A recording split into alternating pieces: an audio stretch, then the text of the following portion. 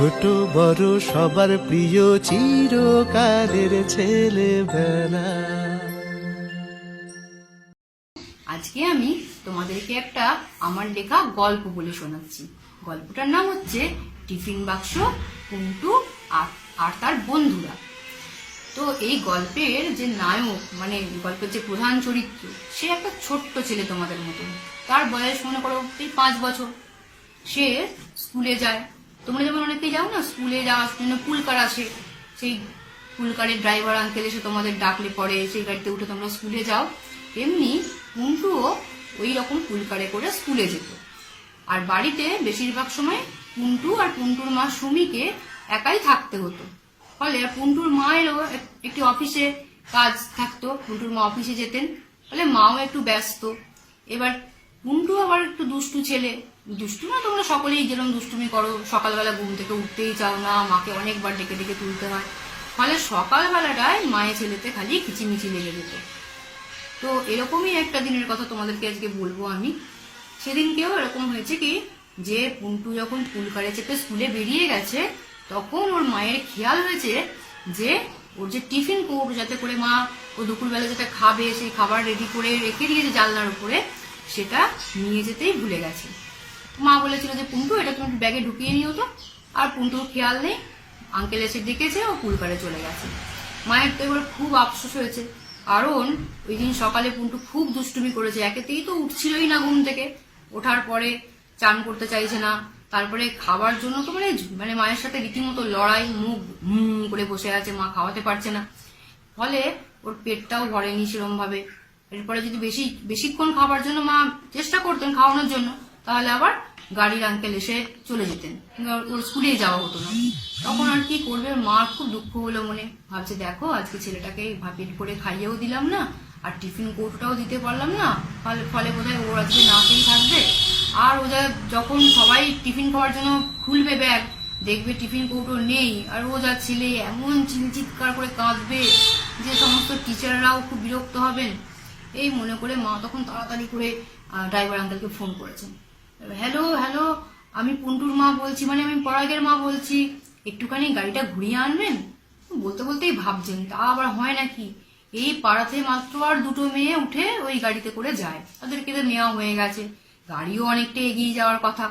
আর যা ভাবছিলেন তাই ড্রাইভার আঙ্কেল শুনেই বলছেন যে কি যে বলেন না ম্যাডাম আপনি, এ সম্ভবই নয়, আমি স্কুলের প্রায় কাছাকাছি চলে এসেছি, বলেই ফোনটা ঘ্যাঁচ করে কেটে দিচ্ছে। তখন আর পুন্টুর মা কি করে, সুমি তখন ভাবছে কি করব, হঠাৎ মনে হয়েছে যে ঋষির কথা। ঋষি আসলে ওদের পাশের বাড়িতেই থাকে, ঋষিও একটি ছেলেও পড়াশোনাই করে, তো কিন্তু পুন্টুর সঙ্গে ওর খুব বন্ধুত্ব আর কি, বড় ছেলে।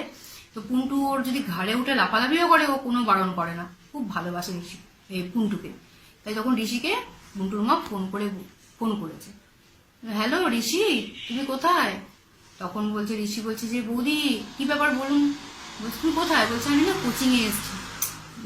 ও তাহলে ঠিক আছে তোমায় আমি পরে বলবো কি হয়েছে, ঠিক আছে বলে রেখে দিয়েছে ফোনটা। আহারে কি করবে এখন, ঋষিও তো ব্যস্ত আছে, ঋষিকে তো কিছু করা যাবে না, বলা যাবে না।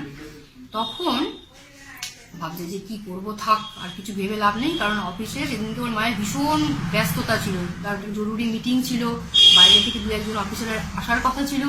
মা আর কিচ্ছু না ভেবে চিনতে সেই সময় তাড়াতাড়ি করে রেডি হয়ে নিজের অফিসের জন্য বেরিয়ে গেছেন।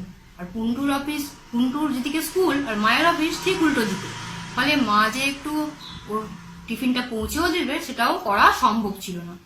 এবার তো অফিসে গিয়ে মা খালি বারবার ভাবছেন যে এই বোধহয় প্রিন্সিপাল ম্যাডামের ফোন আসবে, ফোনে বলবেন যে আপনি কিরকম একটা দায়িত্বজ্ঞানহীন মা, ছেলে টিফিন দিতে পারেননি ঠিক করে, আর ছেলে আপনার না খেয়ে রয়েছে, কান্নাকাটি করছে, এসব নানা রকম ভাবছেন। আর ফোনটাকে সাইলেন্ট করে রেখেছেন, কারণ ব্যস্ত আছেন তো, অফিসে মিটিং চলছে বলে কথা। আর মাঝে মাঝে ব্যাগ থেকে ফোনটা বার করে দেখছেন আর আবার ঢুকিয়ে রাখছেন।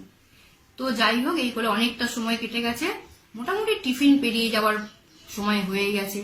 তারপরে মায়ের মানে স্বস্তির নিঃশ্বাস ফেলেছে মা। তুমি ভাবছে যাক বোধহয় কোনোভাবে ম্যানেজ হয়ে গেছে, আর কেউ আমাকে ফোন টোন করেনি, যা হবে হোক। এবার নিজের কাজে খুব ভালো করে মন দিয়েছে। এদিকে তো গেল এই ব্যাপার।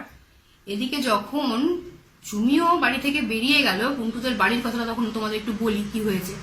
ওর বাড়িতে না দরজা বন্ধ করে তো চুমি চলে গেছে, পুন্টুর একটা বিশাল বড় র্যাকের মধ্যে অনেক পুতুল ছিল।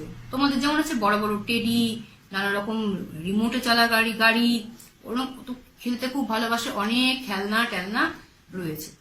তো ওর মা বেরিয়ে যেতেই সে মিকি মাউসটা র্যাক থেকে বলছে যে আহারে আজকে পুন্টুর কপালটা খুবই খারাপ। তখন টেডি বলছে যে দেখ মায়েরই তো দোষ, তোরা কি বলছিস, মায়েরই তো দোষ, টিফিনটাই তো লোকে আগে ভাগে ব্যাগে ঢুকিয়ে দেয়, বই খাতার থেকে তোরা বেশি দরকারি। বারবিডাল বলছে শোন, তোরা না সব সময় পুন্টুর মায়ের দোষ ধরিস, আর পুন্টু যে কত দৌরাত্ম করে, কত দুষ্টুমি করে, তারপরেও তো তাকে অফিসটাও সামলাতে হয়। তখন কানঝোলা একটা ডগি ছিল, তারপরে সবুজ রঙের কচ্ছপ ছিল, গণেশ ছিল, এসব নানা রকম পুতুল। তারা বলছে যে পুন্টু তো আমাদের বন্ধু, আমাদের তাই ওর পক্ষ হয়ে কথা বলতে হবে, ওর পক্ষ নিতেই হবে, বন্ধুর পক্ষ নিতে হয়, তোমরাও নাও। তখন একটা দম দিয়ে দিলে দু হাতে কলা নিয়ে ডিগবাজি খায় এরকম একটা হনুমান ছিল। সেই হনুমানটা বলছে শোনো, যাই হোক না কেন ও তো ভালো হনুমান, সে বলছে যে বন্ধুর দোষটাও কিন্তু শুধরে দিতে হয়, বন্ধু যেমন ভালোবাসতে হয় বন্ধুকে, তেমনি বন্ধু দোষ করলে সে দোষটাও কিন্তু শুধরে দিতে হয়।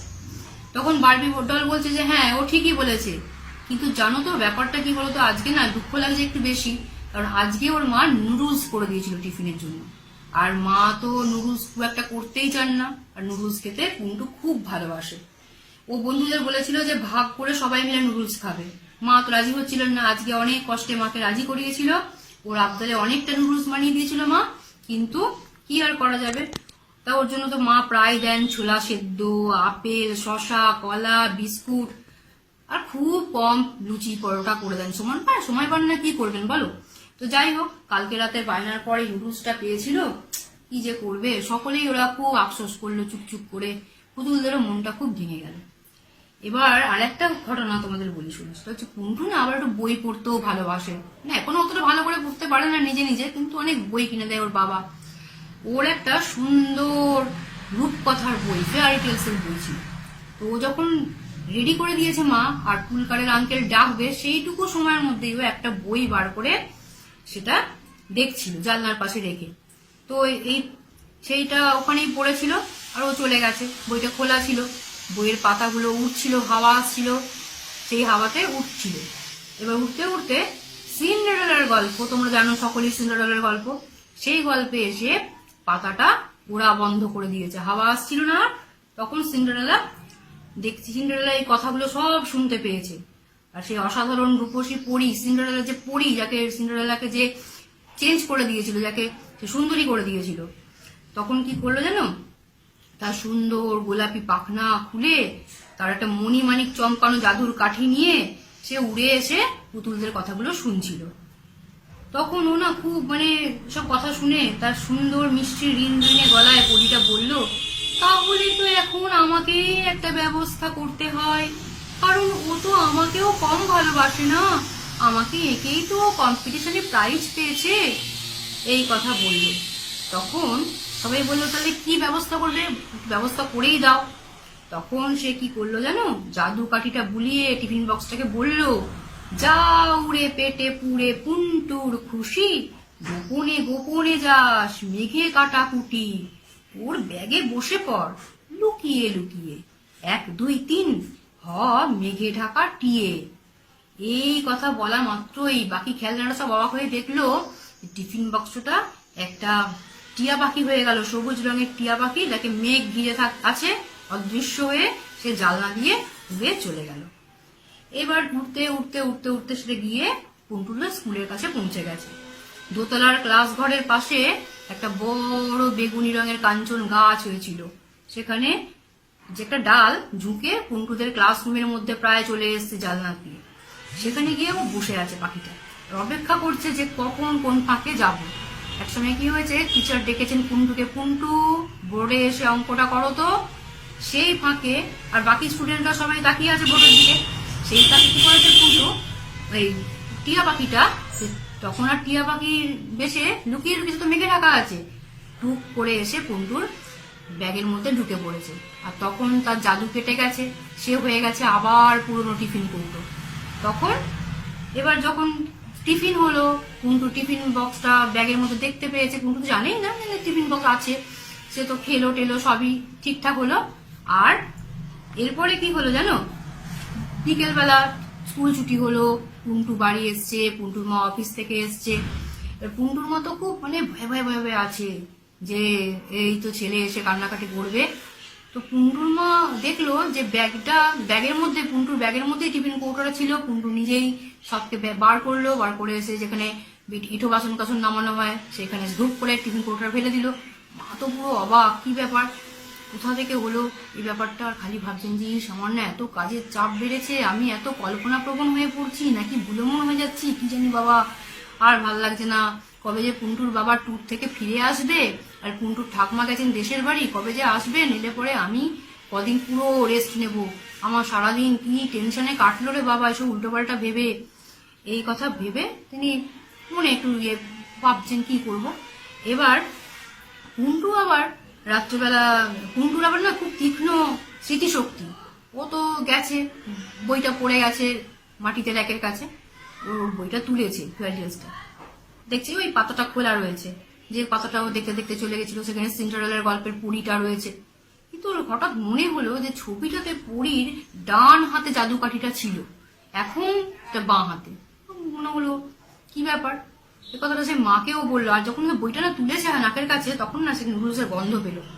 তো ভাবছে যে কি হলো ব্যাপারটা, মাকে চুপি চুপি গলা জড়িয়ে ধরে, রাত্রে ঘুমানোর আগে মাকে তো জড়িয়ে ধরে শোয়ে, সে বলছে মা জানো তো এরকম এরকম আমার হয়েছে, মনে হচ্ছে আজকে পরীটার হাত জাদুঘড়িটা পাল্টে গেছে, নুডলসের গন্ধ পেলাম। মা ভাবছে যে বাবারে আজকে তো একেতেই আমার সারাদিন নানা রকম উদ্ভট চিন্তায় কেটেছে, তারপরে ছেলে এইসব বলছে, বলছে দূর দূর ওসব কিচ্ছু না, যত সব আজগুবি তুমি ভাবো, সারাদিন খেলা করো, টিভি দেখো, এইসব বলেছেন। কিন্তু মা কিন্তু মনে মনে নিজেই জ্বর সারাবার চেষ্টা করছেন ঘুমানোর আগে অব্দি, যে কি যে হলো। আর দুজনে যখন ঘুমিয়ে পড়লো, তখন ওই যে র্যাকের ওপর দাঁড়িয়েছিল যারা, ওই ছোটা ভীম বলো, স্পাইডারম্যান বলো, সাইরেন বাজিয়ে ছুটে চলা গাড়ি বলো, ট্রান্সফরমার বলো, সবাই না একে অপরকে জড়িয়ে ধরে হেসে কুটোকুটি। তাহলে তোমাদের গল্পটা কেমন লাগলো বলো তো, আমাকে জানিও কিন্তু।